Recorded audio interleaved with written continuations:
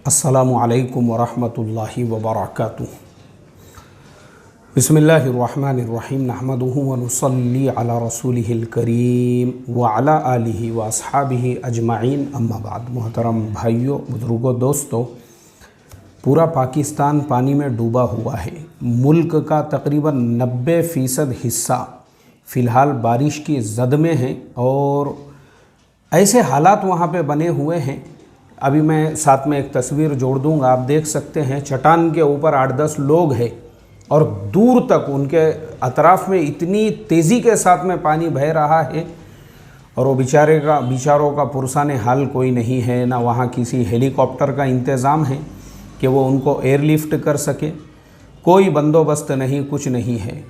गांव क्या गांव बह रहे हैं। हज़ारों लोगों की जानें अभी तक जा चुकी हैं, हज़ारों लोगों की, और लाखों मकानात उसकी जद में आ चुके हैं। और मैं समझता हूँ करोड़ों लोग उससे मुतासिर हुए हैं। लोगों के घरों में, लोगों की खेती बाड़ियाँ, यानी तकरीबन ऐसे हालात बने हुए हैं। बस अल्लाह ही वहाँ के लोगों के हाल पे रहम फरमाए। अब मैं यहाँ पे कुछ बहुत ज़रूरी बातें करना चाहता हूँ, ध्यान से सुनो, तवज्जो से सुनो। देखो मोहतरम दोस्तों, हम लोग इंडिया में रहते हैं और हमारे भारत देश के अंदर अगर इस तरह के कहीं हादसे हो जाते हैं ना, तो फ़ौरन आर्मी पहुंच जाती है, वहाँ पे जो है हेलीकॉप्टर्स पहुंच जाते हैं। हालांकि इंडिया जर्मनी, फ्रांस, ब्रिटेन के लेवल का मुल्क नहीं है।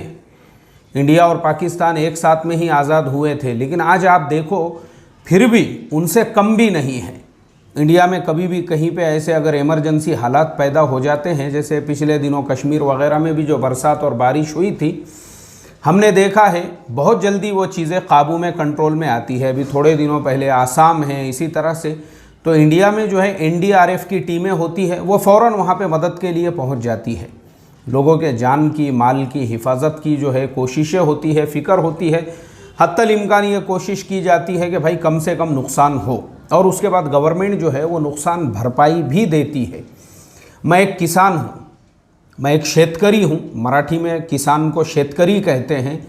मेरी भी ज़मीन है गाँव के अंदर, और मैं आपको बता दूँ, जब हमारे गाँव में इस तरह का फ्लड आता है या ऐसे हालात आते हैं, हमारे अकाउंट में ऑटोमेटिकली एकड़ के हिसाब से कभी 15,000 रुपये एकड़, कभी जो है 10,000 रुपये, कभी 8,000 रुपये, कभी 5,000, गवर्नमेंट इस तरह से अनुदान देती है। उससे किसानों को एक आसरा, एक सहारा हो जाता है। तो यहाँ भारत के अंदर अल्हम्दुलिल्लाह अल्लाह का करोड़ों दर्जे शुक्र है। भले हम जर्मनी, फ्रांस और ब्रिटेन के लेवल पे ना हों, लेकिन हम उनसे कम भी नहीं हैं। पाकिस्तान में अगर हम आ जाते हैं, वहाँ के इतने बुरे हालात देखकर मुझे अफसोस वहाँ के लोगों पर होता है कि हम लोग हर चीज़ को जो है ना इस्लाम से, अल्लाह के अजाब से, अल्लाह की नाराज़गी से जोड़ देते हैं। अल्लाह का अजाब आया है। अरे भाई, अल्लाह का अजाब ईमान वालों पर नहीं आता है। अल्लाह की तरफ से इम्तिहान आता है, आजमाइश आती है। उसमें अगर हम खरे उतर जाते हैं तो अल्लाह की मदद और नुसरत आती है। अब वहाँ ये जो हालात पैदा हुए, वहाँ के जो नाअहल लीडरान हैं, ये सिर्फ उनकी वजह से हुआ। मैं पाकिस्तान के तमाम लोगों को कुछ मैसेज देना चाहता हूँ। अगर आप लोगों को अल्लाह ने समझ बूझ अता फरमाई है तो मेरी पूरी बात को ध्यान से, तवज्जो से पूरी सुनो, तो इंशाल्लाह फ़ायदा होगा आपको। और मैं आपको कंपेयर करके बताऊँगा तीनों मुल्कों के बीच में, बांग्लादेश, पाकिस्तान और भारत देश हमारा। हमारे भारत में अगर आप देखोगे, देश की आज़ादी के बाद से पंडित जवाहरलाल नेहरू, वो मुस्तकिल उनके इंतकाल तक, उनकी वफ़ात तक जो है वो वज़ीर आज़म रहे। और जब उनका वज़ीर आज़म का जो ज़माना था, उन्होंने मुल्क को डेवलप करने के लिए नई नई यूनिवर्सिटीज़ है, नए नए कॉलेजेस है, इंडस्ट्रीज़ वगैरह, ये सारा निज़ाम आया। इंदिरा गांधी जी का जो ज़माना था, उसमें भारत में एक रिवॉल्यूशन आया। भारत एक मजबूत देश, और भारत पूरी दुनिया के अंदर जो है ना एक मजबूत मुल्क के नाम से उभरा। और जब उनके बाद राजीव गांधी जी का जो ज़माना आया, उस ज़माने में उन्होंने आईटी इंडस्ट्रीज़ है, और मनमोहन सिंह जो है फाइनेंस मिनिस्टर थे, उन्होंने पूरी दुनिया के लिए अपने दरवाज़ों को जब खोल दिया, तो उसके बाद में आज भारत के अंदर हम लोगों के पास में जॉब की कोई कमी नहीं है। हम जो बोलते हैं ना बेरोज़गारी है, वो हमारे सुस्ती और काहिली की वजह से है, क्योंकि हमको कम सैलरी वाली जॉब नहीं करना है, हमको ज़्यादा मेहनत वाला काम नहीं करना है। आप बोलो, मैंने खुद मेरे बेटे को जो है रिज़ाइन देने लगाया, उसको जो है 15-16 किलोमीटर जाना आना पड़ता था। मैं बोला रिज़ाइन दो वो कंपनी में और दूसरी कंपनी में अप्लाई करो जो कंपनी 100% वर्क फ्रॉम होम देती है। घर से काम करेंगे, नहीं आते हम ऑफिस में, नहीं हमारे पास उतना टाइम आने जाने की मेहनत मशक्क़त, सिग्नलों पे रुको और जो है कट मारते हुए और इस पे से गाड़ी चलाओ। और माशाल्लाह एक रिज़ाइन देते 3 कंपनियां सामने से तैयार। तो हमारे देश में ये जो इतना रोज़गार बढ़ा है, मनमोहन सिंह जी की वो जो पॉलिसी थी लिक्विडिटी वाली, उन्होंने पूरी दुनिया के लिए देश के दरवाजे खोल दिए। आज पूरी दुनिया की कंपनियां इंडिया के अंदर हैं, पूरी दुनिया में। मैं हमेशा एक बात बोलता हूं, हमारे महाराष्ट्र में MIDC है, जगह जगह हर ज़िले में एक MIDC, उसको बोलते हैं Maharashtra industrial development corporation limited. वालेकुम अस्सलाम। अब्दुर्रहमान भाई खैरियत से है ना आप? गाँव में सब अच्छे हैं? गाँव में तो अच्छे, थोड़ा प्रॉब्लम हो रहा था। अच्छा, ठीक है, बाद में बात करो आप मेरे से। माशाल्लाह हमारे अब्दुर्रहमान भाई जो मुझे चाय पिलाते हैं, बहराइच यूपी के रहने वाले हैं, लेकिन माशाल्लाह बड़े खिदमत गुजार इंसान है, अल्लाह उनकी मेहनत को कबूल फरमाए। तो हमारा जो भारत देश है ना, हमारे देश के अंदर अल्लाह का करोड़ों दर्जे करम है कि ये जो वज़ीर आज़म बने, फिर मनमोहन सिंह जी का जो मैं ज़माना बता रहा था, उन्होंने जो है वो राजीव गांधी जब वज़ीर आज़म और ये फाइनेंस मिनिस्टर थे, तो मुल्क के लिए दरवाजे तो रोज़गार बढ़ा। हमारे यहाँ जो Maharashtra industrial development corporation limited है, हर ज़िले में MIDC है, हर ज़िले में MIDC है, कंपनियां हैं, कंपनियों को मज़दूर नहीं मिल रहे हैं, ये हालत है हमारे यहाँ पर। और उसके बाद में देश तरक्की करते करते करते फिर जो है आज हम जिस जगह पे खड़े हुए हैं, मैं समझता हूँ भारत अपनी जगह पे जिसको एक आत्मनिर्भर मुल्क कहते हैं, एक आत्मनिर्भर देश जिसे कहते हैं, एक मजबूत इकोनॉमी जिसे कहते हैं, देश हर चीज़ अपने देश में बना रहा है, सुई से लेके तो जहाज़ तक। भारत दूसरे मुल्कों को जो है, जो मिसाइल होते हैं और जो लड़ने की जो चीज़ें होती है और रन गाड़े होते हैं, जिसको इंग्लिश में क्या कहते हैं, वो इस तरह की चीज़ें भारत बना रहा है। टैंक जो है वैसे टैंक बना रहा है। तो भारत आज अपनी जगह पे एक आत्मनिर्भर देश है माशाअल्लाह। और मैं इस पे अल्लाह ताला का शुक्र अदा करता हूँ कि मैं इसी देश का एक नागरिक हूँ, जिस देश में मुझे मेरे दावत की और तबलीग की और मेरे अपने जो इस्लामिक जो ये होते हैं परफॉर्म करने का पूरा जो है मुझे पूरा फ्रीडम और पूरी आज़ादी मिली हुई है। अल्हम्दुलिल्लाह मैं ऐसे देश में मैंने जन्म लिया हूँ। और अल्हम्दुलिल्लाह अब मैं आता हूँ वापस पाकिस्तान के ऊपर कि पाकिस्तान का ये हाल देखो ना आप। मैंने बताया, मैंने अभी दोनों को कंपेयर किया। हमारे यहाँ पर भी अभी पिछले साल कोकन में आया था, कोकन में जैसी हालात ख़राब हुए, NDRF की टीम और हर गांव से लोग मदद के लिए पहुँच गए, तो जितना नुकसान होना चाहिए था, माली नुकसान तो हुआ होगा, स्कूल डूब गए, घर डूब गए, बस्तियाँ डूब गई, लेकिन जानी नुकसान बहुत कम हुआ। यहाँ पे जानी नुकसान का कोई पुरसाने हाल नहीं है। ये जो 4-5 लोग जो बेचारे खड़े हुए हैं एक चट्टान के ऊपर, कोई उनको एयरलिफ्ट करने वाला नहीं है। और जिसने ये वीडियो बनाया उसने बाद में वहाँ पे लिखा था नीचे, क्योंकि मैंने वो वीडियो का स्क्रीनशॉट ये लिया हुआ है, कि वो लोग भाई के चले गए पानी के अंदर, किसी ने बचाया ही नहीं उनको। ये जो 8-10 लोग हैं ये पानी के अंदर बहकर चले गए। अल्लाह रहम का मामला फरमाए मोहतरम दोस्तों। तो आपका जो पूरा मुल्क बर्बाद हुआ ना, इस बर्बादी के कुछ रीज़न याद रखो। सबसे पहला आप लोगों का जो रीज़न है वो है आप लोगों की कौमियत के नाम पे झगड़े। मैं पठान हूँ, मैं पंजाबी हूँ, मैं सिंधी हूँ, मैं मुहाजिर हूँ, मैं जो है और पता नहीं मुझे आपके यहाँ और कौन कौन सी बल्लूच हूँ, और जितनी भी बिरादरियाँ हैं। आपने क्या किए, लीडर ऐसे लोगों को बनाए जिसको सिर्फ अपने बिरादरी का बड़ा है, बोले ये अपने ख़ानदान का बड़ा है, ये अपने पंजाबियों का बड़ा है। पंजाबियों का बड़ा बोल बोल के नवाज़ शरीफ को आपने प्रधानमंत्री वज़ीर आज़म बनाए, पूरे मुल्क को लूट लिया वो नवाज़ ने, वो टकलिया ने, और उसका जो भाई है शहबाज शरीफ टकलू दूसरा, दोनों टकलों ने मिलके जो है ना लंदन में, फ्रांस में, पूरी दुनिया में वो जो पिछले दिनों में वो जो पेपर लीक हुए थे पनामा पेपर्स, उसमें आप देखो नवाज़ शरीफ टकलू ने अपने नवासों के, अपने पोतरों के, अपने भतीजे भांजों के नाम पे तक अरबों खरबों मिलियनों डॉलर की जो है ना वहाँ पे प्रॉपर्टियाँ बना लिया। और तुम किस पे कुदिया मार रहे हो? अपना पंजाबी है बोले ये, हाँ अपना पंजाबी है, अपने बिरादरी का है, अपने ख़ानदान का है, अपना पंजाब का है, ये बस इसी में रह गए तुम लोग। और वो चक्कर में क्या हो गया, पूरे मुल्क को खा गया उसने। वो मरियम जो है ना, दुपट्टा पहन के जो आते आपा जान, एकदम राबिया बसरिया के एकदम, यानी उनको लगता है ऐसा कि मैं वैसी हूँ, लेकिन वो वैसी नहीं है।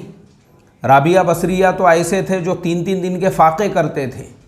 उनकी तो इबादत और ज़ुहद की कोई मिसाल हम पेश नहीं कर सकते। और मरियम आपा सोने के चमचे और चांदी की प्लेटों में खाना खा रही है। मरो तुम मरो इस तरह से, पानी के अंदर मर रहे हो तुम्हारे बच्चों को अनाज नहीं है, तुम्हारे बच्चे फाके से है, तुम्हारे वहाँ कोई इंतज़ाम नहीं है। और मरियम जो है ना, मरियम वो क्या कर रही है, सोने के चमचे और चांदी की प्लेटों में खा रही है। और वो दोनों टकले भाई जो है शहबाज होए, अरे तुमको शर्म आना चाहिए। वो शहबाज के ऊपर जो है पहले ही कितने मुकदमे चालू थे, हकल दिए थे उसको, जो सऊदी में जाके पनाह गज़ीन की ज़िंदगी उसने गुजारा था, फिर भी तुम लोगों ने उसको वज़ीर आज़म बनाए अपने मुल्क का। अफसोस की बात है, ऐसे लोगों को तुम वज़ीर आज़म बना रहे हो। ऐसे लोगों, सिर्फ क्या हो गया, इन लोगों ने तुमको गुमराह किए, गुमराह। और उसके बाद में वो बेनज़ीर भुट्टो का जो शोहर है, नाम भूल रहा हूँ मैं उसका, जिसको मिस्टर 10% कहा जाता था। अरे अरे अरे अरे, शर्म की बात है। उसने अपने बिरादरी के नाम पे, हम सिंधी है, हम सिंधी है, हम सिंधी है, अब सिंधी के नाम पे जो है उसने पूरे सिंधी लोगों को लूट लिया और लोग उसी को ओट देने लगे। और जो है पूरे मुल्क का, जब वो जो है पूरे मुल्क को खा गया उसने, यानी मुल्क के अंदर कोई भी ऐसा गवर्नमेंट का प्रोजेक्ट नहीं था। आसिफ अली जरदारी, अभी मुझे वो मनहूस का नाम याद आया और मुझे एक लतीफ़ा भी याद आया।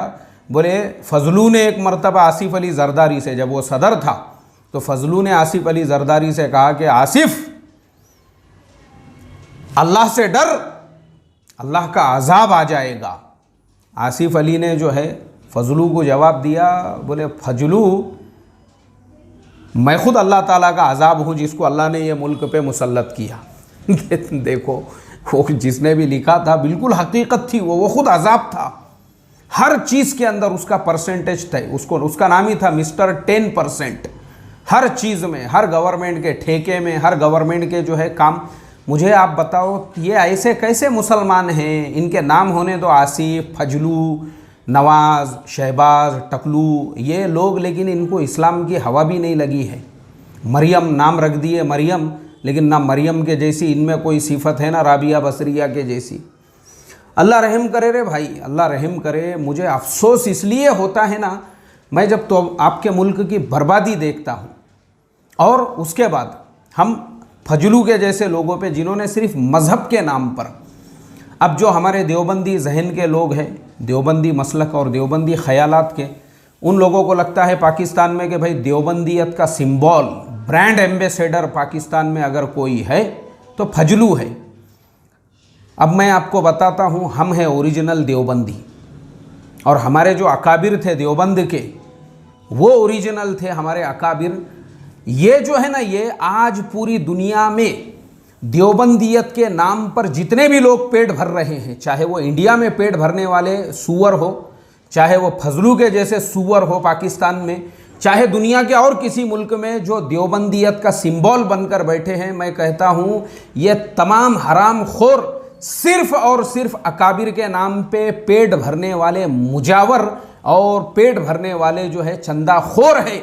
ये मुजावर है, मुजावर, जो अपने अकाबिर के नाम पे, कोई हज़रत मदनी रहमतुल्लाह अलैह के नाम पे पेट भर रहा है, कोई हज़रत शेखुल हिंद रहमतुल्लाह अलैह के नाम पे पेट भर रहा है, कोई हज़रत मौलाना कासिम साहब नानोतवी रहमतुल्लाह अलैह के नाम पे पेट भर रहा है, और कोई जो है हज़रत कश्मीरी रहमतुल्लाह अलैह के नाम पे पेट भर रहा है, और कोई हज़रत थानवी रहमतुल्लाह अलैह के नाम पे पेट भर रहा है, और कोई हज़रत शेख ज़करिया रहमतुल्लाह अलैह के नाम पर पेट भर रहा है। देवबंदियत के नाम पर जितने भी मुजावर है ये, और आप अगर इन मुजावरों के ख़िलाफ़ में बोलोगे ना, ये जो मन घड़त कोई अमीरुल हिंद बन के बैठ गया, कोई अमीर शरीयत, आप इन भिखारियों के ख़िलाफ़ बोलो तो आपके ख़िलाफ़ में फतवे शुरू हो जाएंगे, ये उलमाए देवबंद का मुखालिफ है, हमारे अकाबिर देवबंद का गुस्ताख है। अबे साले कुत्तो, तुमको अकाबिर देवबंद की हवा भी लगी हुई है क्या रे? हराम के सुअरो, मैं तुमको बताता हूँ हमारे अकाबिर देवबंद कैसे थे और वो क्या थे। हज़रत मुफ्ती तकी साहब उस्मानी दामत बरकातुहुम मद्ददिल्लाहुल आलिया, हमारे जो बड़े हैं, हमारे जो अकाबिर हैं, हज़रत मुफ्ती साहब की किताब है, उसका नाम ही है अकाबिर देवबंद क्या थे। उस किताब में उन्होंने लिखा है अपने वालिद मोहतरम हज़रत मुफ्ती शफ़ी साहब रहमतुल्लाह अलैह के हवाले से कि मेरे वालिद साहब मुझे देवबंद के क़िस्से सुनाया करते थे, हमारे अकाबिर कैसे थे। हज़रत शेखुल हिंद रहमतुल्लाह अलैह, देखो हमारे अकाबिर, उनके अंदर की आजिज़ी देखो और ये फजलू की जो है हराम खोरी देखो और इसकी फजूल खर्ची देखो। ये सुवर की ये 20 सालों तक जो है कश्मीर जो वहाँ का जो फेडरेशन या जो भी रहता है उसका सदर था। इस हराम खोर ने खाली 20 साल कश्मीरियों के नाम पे चंदा जमा करके खाया, एक मरतबा भी कभी उसकी कोई मीटिंग नहीं बुलाया। अल्लाह रहम करे इस सुवर के ऊपर।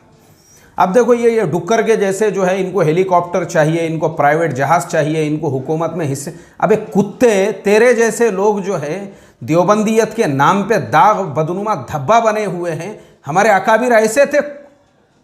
मैं बताता हूँ, हज़रत शेखुल हिंद रहमतुल्लाह अलैह, वो किताब में मुफ्ती तकी साहब ने लिखा है कि दारुल उलूम मोइनिया अजमेर के अंदर एक बहुत बड़ा इदारा था और वहाँ पे एक मौलाना मोइन साहब ही थे, उनका नाम भी मौलाना मोइन ही था।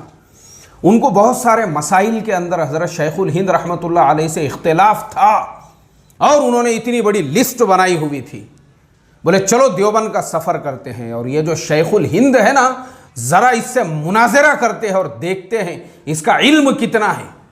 खाली शेखुल हदीस बन के बैठे और शेखुल हिंद का लक़ब लेकर। ऐसा वो मौलाना मोइन जो थे अजमेर वाले, उनको ये गलत फहमी थी। वो आए देवबंद में, ट्रेन से उतरे, दारुल उलूम की तरफ आगे बढ़ने लगे। उन्होंने देखा एक बुढ़ा आदमी है, बूढ़ा आदमी है, तहबंद बांधा हुआ है और गांव खेड़े में जो सदरी लोग जो पहनते ना, यानी बनियन जो होती है, अपने पहले ज़माने में खद्दर की बनियन आती थी, वैसी बनियन पहनकर एक बूढ़ा आदमी चारपाई पे लेटा हुआ है। तो ये गए उनके पास, अस्सलाम वालेकुम। वालेकुम अस्सलाम। बोले जनाब, शेखुल हिंद मौलाना महमूदुल हसन का मकान कहाँ पर है? तो बुज़ुर्ग ने कहा अच्छा आप चारपाई पे बैठिए, अभी ज़ुहर की नमाज़ होंगी मस्जिद में, मैं आपकी उनसे मुलाकात करा दूंगा, मैं भी उसी मस्जिद में नमाज़ पढ़ता हूँ। अच्छा बैठ। गरम गरम उनके लिए ठंडा जो है उनके लिए पानी लेकर आए, फिर दस्तरखान बिछाया, गरम गरम खाना लेकर आए। उन्होंने कहा अरे आप ज़्यादा ही नहीं आप फारिग हो जाइए। बोले इंशाल्लाह मैं आपकी मुलाकात कराता हूँ। अब वो लेट गए बिस्तर के ऊपर। लेटने के बाद में जो है वो जो बुज़ुर्ग आदमी थे वो पंखा करने लगे, उनको हाथ का जो पंखा होता है। अब आराम से इनको नींद भी लग गई, खर्राटे भी आने लगे और फिर ज़ोहर की अज़ान हो गई। अज़ान के बाद में दोनों नमाज़ के लिए मस्जिद में गए। मस्जिद में जाने के बाद नमाज वगैरह से फारिग हुए और फिर ये जो मौलाना मोइन साहब, क्योंकि बहुत तैश में थे, ये पहले ही इतना बड़ा पुलिंदा लेकर गए थे ये सवालात का, मस्जिद में पीछे खड़े रहे, भाई कौन है, किसी से मैं पूछूं कौन है। बाद में देखे कि यही बुज़ुर्ग आ रहे हैं। इन्होंने कहा अरे भाई मिलाओ ना। बोले यार जल्दी, शेखुल हिंद मौलाना महमूदुल हसन कौन है, उनसे मिलाओ, मुझे मिलना है। उन बुज़ुर्ग ने कहा, बोले देखो भाई, ये शेखुल हिंद कौन है, मौलाना कौन है, मुझे नहीं मालूम है, बाकी महमूद इस फ़कीर का नाम है। यही फ़कीर दारुल उलूम देवबंद में तदरीस की खिदमत अंजाम देता है। हाँ, अगर तुम मुझ महमूद से, इस फ़कीर महमूद से मिलने के लिए आए हो तो मैं आपके सामने खड़ा हुआ हूँ। बाकी हज़रत शेखुल हिंद मौलाना महमूदुल हसन ये मुझे नहीं मालूम है। बोले भाई कौन है? तो वो जो मौलाना मोइन साहब थे, उन्होंने अपने सवालात का जो पुलिंदा था वो निकाल के कदमों में रख दिया। कहा हज़रत, अगर आप वो है जिनसे मुनाजरे की नीयत से मैं आया था, मैं अपना अमामा आपके कदमों में रख देता हूँ। वाकई में भी आपने मुझे जीत लिया। अरे ये थे हमारे अकाबिर। और कितने वाक़या सुनाऊँ मैं, उसमें एक वाक़या और लिखा है। हज़रत मुफ्ती अज़ीज़ुर रहमान साहब रहमतुल्लाह अलैह, जिनकी फतावा अज़ीज़िया तकरीबन हर दारुल इफ्ता में वो होती है। वो तवाज़ो का आलम देखो हमारे बड़ों का, हमारे बुज़ुर्गों का, कि महल्ले में पूरे गली वालों का सामान लाकर दिया करते थे। अब रिश्तेदार ही होंगे गली महल्ले में, वो औरतें जो है थैली और पैसे और पर्ची जो है थैली में डाल के दे दिया करती थी बच्चों के हाथ से। अब आपने जो है सामान लेकर आ रहे हैं, सामान लाने के बाद बाज़ मर्तबा औरतें ये कहा करती थी, मौलवी साहब ये तो 1 किलो कहा था, आपने तो जो है इसको आधा किलो लेकर आ गए, ये तो आधा किलो कहा था, आपने तो 1 किलो लेकर आ गए। फिर हज़रत मौलाना वापस बाज़ार में जाते और सही मिक़दार में उसको ले। यानी ये मुझे आप बताओ, हमारे आज के ज़माने के किसी मौलाना मुफ्ती साहब, हम उनसे ये सोच भी नहीं सकते, क्योंकि हमारा आज का ज़माना तो ऐसा है भाई कि हमारे यहाँ पे खाली अमीरों के लिए दरवाजे खुले हुए हैं। मैं जो बोलता हूँ ना, मुझे जो शेरवानियों से और उससे चिढ़ है, क्योंकि ये चीज़ें जब आप पहने हुए होते हैं ना, गरीब लोग आपके करीब में नहीं आते, उनको लग जाता भाई ये करोड़पतियों के मौलाना मुफ्ती साहब दिख रहे हैं। अल्लाह रहम करे हमारे हाल पे। मुझे आप बताओ, ये थे हमारे अकाबिर। ये फजलू में है ऐसी कोई सिफत एक भी, लेकिन ये देवबंदियत का ब्रांड एम्बेसडर बन के बैठा हुआ है पाकिस्तान के अंदर, लूट रहा है लोगों को, चंदे खा रहा है पूरी दुनिया से जमा करके। 20 साल कश्मीरियों के नाम पे चंदे खा खा के, इसीलिए इसकी ढेरी जो है ना ऐसी हो गई भी है, एकदम बम, ऐसी पूरी का पूरी जो है ना इसकी ढेरी ऐसी हो गई भी है। क्यों?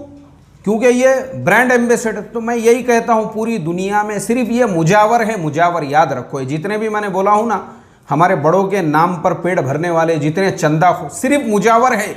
इनको हवा भी नहीं लगी देवबंदियत की और हमारे अकाबिर की। हमारे अकाबिर का तवाज़ो कैसा था, उनकी आजीज़ी कैसी थी, उनकी इनकिसारी कैसी थी। हज़रत क़ारी तय्यब साहब रहमतुल्लाह अलैह, आज भी आप उनके बयानात सुनो। मेरी रोज़ाना की आदत है, मैं रोज़ाना एक छोटा मोटा तो भी क्लिप उनका सुनता हूँ, हज़रत क़ारी तय्यब साहब रहमतुल्लाह अलैह। और नहीं तो फिर मेरे पास में जो है खुतबात हकीमुल इस्लाम है, उसमें से जो है कुछ हिस्सा पढ़ लेता हूँ। मुझे मेरी रूहानियत के अंदर एक ताज़गी महसूस होती है कि नहीं, मैं मेरे अकाबिर से जो है, मैं अपने अकाबिर के नक्शे कदम पे चल रहा हूँ बोलकर। ये थे हमारे अकाबिर। नहीं ये साला टेम्पू, भीख मंगा, चंदाखोर, अकाबिर देवबंद के नाम पे कलंक और धब्बा बदनुमा दाग जिसने गुत्ता लेके रखा और लोग बेवकूफ़ बने हुए हैं। तो मैं आवाम से ये कहना चाहूँगा, अरे भाई ऐसे लोगों के भंवर में मत आओ जो अपने बापों के नाम का और अपने बड़ों के नाम का गलत इस्तेमाल करके, अभी क्या ये जो है ये कोई गलत काम भी करेगा और ये जो है इसके गलत एक्शन भी लेगा और पार्टी बना के इस तरह से हुकूमतों को तोड़ेगा, जैसे इसने इमरान खान की हुकूमत को तोड़ने के लिए। एक मौलाना का ये काम होता है। कहाँ गया ये टेम्पू? अभी जो है पूरे मुल्क के अंदर इस तरीके से तबाही और बर्बादी मची हुई है। आप देखो, इसकी फ़ोटो में जोड़ूंगा साथ में, इसकी अय्याशी देखो तुम। और ये मुल्क के अंदर लोग जो है परेशान हाल है। अल्लाह रहम करे, अल्लाह हमारे हाल पे हमको समझ अता फरमाए। तो पाकिस्तान के लोगों को यही कहना चाहूँगा कि देखो, भारत इतनी तरक्की पे जो आज है ना, उसका यही रीज़न है। अल्लाह का करोड़ों दर्जे करम है। भारत में भी जमहूरी निज़ाम है, वही सिस्टम है तीनों मुल्कों में, लेकिन भारत में लोगों को अल्लाह ने वो समझ दी है किसको वोट देना चाहिए, किसको वज़ीर आज़म। लोगों ने 2 मरतबा डॉक्टर मनमोहन सिंह को वज़ीर आज़म बनाया, पूरे मुल्क की काया पलट दी उन्होंने। पूरे मुल्क ने तरक्की, बड़ी बड़ी इंडस्ट्रीज़ जो है पूरे आज गूगल, माइक्रोसॉफ्ट और जो है बड़ी बड़ी कंपनियां दुनिया की, और 10-10 जगह पे उनके ये बने हुए हैं। हमारे मुल्क को इतने तरक्की पे उन्होंने पहुंचाया। और तुमने इबरत हासिल करना चाहिए बांग्लादेश से। आज तुम्हारे से 10 गुना ज़्यादा स्ट्रॉन्ग मुल्क है वो, 10 गुना ज़्यादा। आज तुमको उस मुल्क की भी करेंसी अगर ख़रीदना है तो तुम्हारे 2 रुपये देना पड़ते हैं वहाँ का 1 टका लेने के लिए। और पूरा मुल्क तरक्की कर रहा है। वो शेख हसीना की पॉलिसीज़ देखो, उन्होंने वर्ल्ड बैंक से जो है कर्ज़ा मांगा था एक ब्रिज बांधने के लिए, जो अभी उसका इफ्तिताह पिछले महीने ही हुआ। वो ब्रिज बांधने के लिए वर्ल्ड बैंक से कर्ज़ा मांगा तो वर्ल्ड बैंक ने देने से इनकार किया। उन्होंने कहा ठीक है, ज़रूरत नहीं है तुम्हारे चंदे की हमको और तुम्हारे कर्ज़े की हमको, हम अपने पैसों से बांधेंगे। और उन्होंने अपने पैसों से बांग्लादेश का सबसे बड़ा जो ब्रिज है, वो ब्रिज की खासियत ये है, उस ब्रिज के अंदर जो है नीचे रेलवे लाइन है, यानी एक ही ब्रिज में उसके ऊपर रोड बना हुआ है और नीचे से समंदर की जो है कश्तियाँ चल रही है। इस तरह से एक ही ब्रिज में दोनों का सेटलमेंट किया उन्होंने कि वो एक ही ब्रिज जो है गाड़ी वालों के लिए भी इस्तेमाल में आए और एक ही ब्रिज से ट्रेन भी गुजरे। डबल डबल ब्रिज बनाने की ज़रूरत नहीं है दोनों के लिए। क्या इंजीनियरिंग होंगी, क्या टेक्नोलॉजीज़ होंगी। और आपके यहाँ पे वो जो कालाबाग डैम है, वो सालों से बन रहा है और तुम लोगों को इतनी भी अक्ल नहीं है कि चाइना के जो लोग वो डैम बनाने आए हैं उन्हीं के ऊपर एक औरत ने अटैक कर दी, खुदकुश हमला, उन्हीं की जान। मतलब जो तुम्हारे मोहसिन हैं, तुमको अपने दुश्मन और अपने मोहसिन में भी फर्क नहीं पता। कैसे यार, अफसोस करना या आंसू बहाना तुम्हारे हाल के ऊपर। मैं आखिरी में इतना ही कहूँगा, जो तुम्हारा पूरा मुल्क बर्बाद हुआ है तुम्हारे नाअहल हुक्मरानों की वजह से। जाओ उनके बंगलों में, साले सुअरों को निकालो बंगलों से बाहर, उनके घरों पे जाओ, उनको बोलो कुत्तों तुम ऐशो आराम के अंदर हो और हमारे घरों का ये हाल हो चुका है, और अगले इलेक्शन में उसको वोट दो जो इन हालात में तुम्हारे साथ में खड़ा हुआ है। ये समझो, ये बात मैं हमारे इंडिया में भी कहता हूँ लोगों को, चाहे नगर परिषद, कॉरपोरेशन, ग्राम पंचायत, कोई भी इलेक्शन हो, मैं कहता हूँ उस लीडर को वोट दो। फ़ोन करे तो उसने अपनी मदद के लिए, अपनी ज़रूरत के लिए हाजिर होना चाहिए।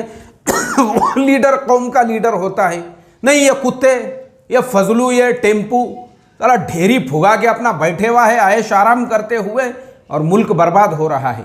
इमरान खान के जैसे लोग, मैं गारंटीड कहता हूँ, इमरान खान के अंदर अल्लाह ताला ने हर वो सलाहियत दी है जो एक वज़ीर आज़म में होना चाहिए। मुझे पता नहीं आपके अगले जो है लोकसभा के इलेक्शन कब आने वाले हैं। जब भी आएंगे पूरे मुल्क ने एकजुट होकर इमरान खान को 100% सीटें आना चाहिए, उसकी पूरे मुल्क के अंदर उसकी पार्टी ने जीतना चाहिए।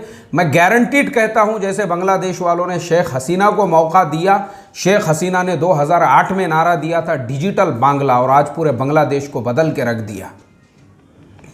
आज वो बांग्लादेश दुनिया की उभरती हुई इकोनॉमी, कोरोना के अंदर सारे मुल्कों, अमेरिका, यूके, फ्रांस, जर्मनी सब माइनस में चले गए, और इनका 4.5% जीडीपी।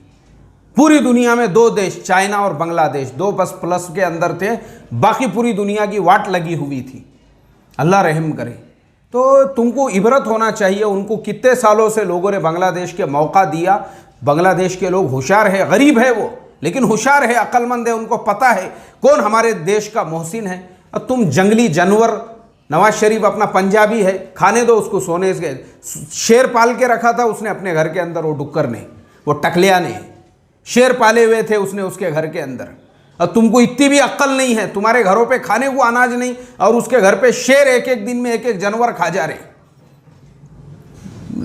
आसिफ अली जरदारी कौन है अपना? अरे ये सब निकालो भाई, अपने मुल्क का देखो, सबसे बड़ी चीज़ होती है मुल्क। मैं आपको आखिरी में एक बात बोल देता हूँ, आखिरी में मैं भी जब बाहर मुल्कों में सफ़र करता हूँ और जब मसला हमारे देश का आता है ना, मैं पूरे ताकत के साथ खड़े रहकर अपने देश के हर लीडर का मैं दिफा करता हूँ। अगर कोई मुझे बाहर ये कहे अरे तुम्हारे देश, बिल्कुल बात नहीं करना भाई, तुम्हारे से अच्छे हैं हम। हमारा हर लीडर हमारे देश का जो है ना, हमारे देश में हम ये सोचते ही नहीं है ये लीडर कौन से धर्म का है और वो कौन से मज़हब का है और कौन क्या है। वो अगर हमारा वज़ीर आज़म है तो हमारी जिम्मेदारी है हम बाहर मुल्कों में उसका रिस्पेक्ट करें, उसकी इज्जत करें और उसको डिफेंड करें, अपने देश को, क्योंकि हमारे लिए देश है सबसे बड़ी चीज़, सबसे पहले नंबर पे हमारा मुल्क है।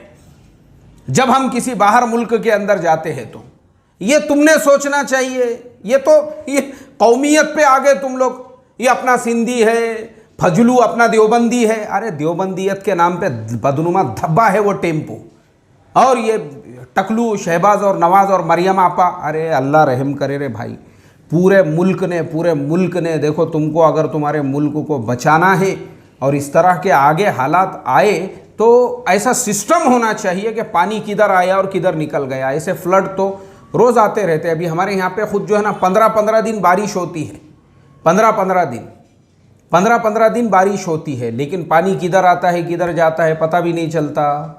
बड़े बड़े डैम बने हुए हैं अल्लाह के फजलो करम से। तो भाई इमरान खान को आगे बढ़ाओ, इमरान खान को वोट दो, इमरान खान को मौका दो मुल्क को सुधारने का।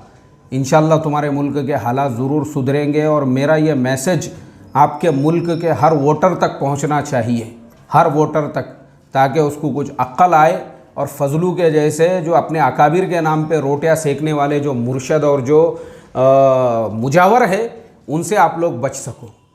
अल्लाह हम तमाम को अमल की तौफीक अता फ़रमाए। साथ में आखिरी में मैं अल्लाह से दुआ भी करता हूँ, ऐ अल्लाह बारिश के सैलाब और तबाही और बर्बादी की वजह से जितने भी लोग मुतासिर हैं उनकी मदद व नुसरत फरमा, उनके घरों की हिफाजत फरमा, उनके जान माल इज़्ज़त आबरू बच्चों की हिफाजत फरमा। और ये जो बारिश की वजह से और भी दूसरे इलाक़ों में भी इस तरह के सैलाब जो आ रहे हैं, अल्लाह तू अगर हमसे नाराज़ है तो अपनी नाराज़गी को जो है हमारे लिए ख़त्म करने के फ़ैसले फरमा। हम अपने गुनाहों से तौबा और इस्तिग़फ़ार करते हैं। अस्तग़फ़िरुल्लाह अल्लज़ी ला इलाहा इल्ला हुवल हय्युल क़य्यूम व अतूबु इलैह। आमीन सुम्मा आमीन। और वहाँ के लोगों से भी ये कहूँगा, चलते फिरते उठते बैठते कसरत से अस्तग़फ़िरुल्लाह पढ़ो। हमारे गुनाहों की नहुसत को अल्लाह ताला दूर कर देंगे और सही लीडर चुनो इमरान खान के जैसा। अस्सलामु अलैकुम व रहमतुल्लाहि व बरकातुहू।